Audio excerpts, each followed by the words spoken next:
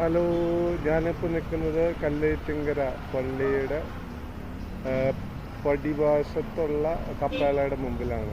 അതായത് പണ്ട് ഒരു പള്ളി തുടങ്ങിക്കഴിഞ്ഞാൽ അങ്ങേറ്റത്ത് കല്ലേറ്റിങ്കര പള്ളി കാണാം.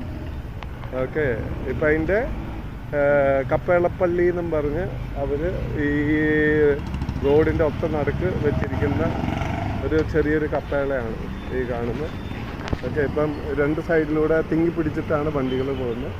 ഈ ഇങ്ങനെ ഒരു കപ്പേള ഇവിടെ വെച്ചതുകൊണ്ട് നഷ്ടത്തെക്കാൾ ഗുണത്തെക്കാളൊരു ദോഷമാണ്. പിന്നെ പള്ളിക്കാർ ഇതായ കാരണം അവർ ആഴ്ചയിൽ ഒരിക്കലൊരു ഒപ്പീസ് എന്തൊക്കെ ചെല്ലാൻ വരും.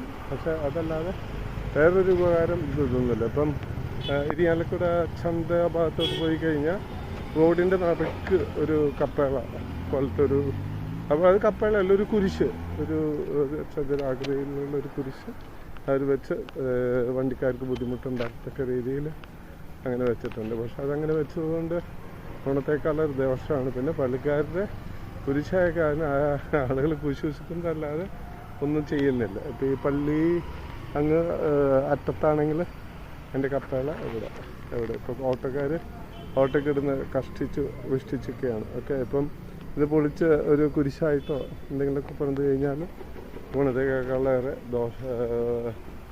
ഗുണമാണ് ചെയ്യുക, ഒരിക്കലും ദോഷമാകത്തില്ല.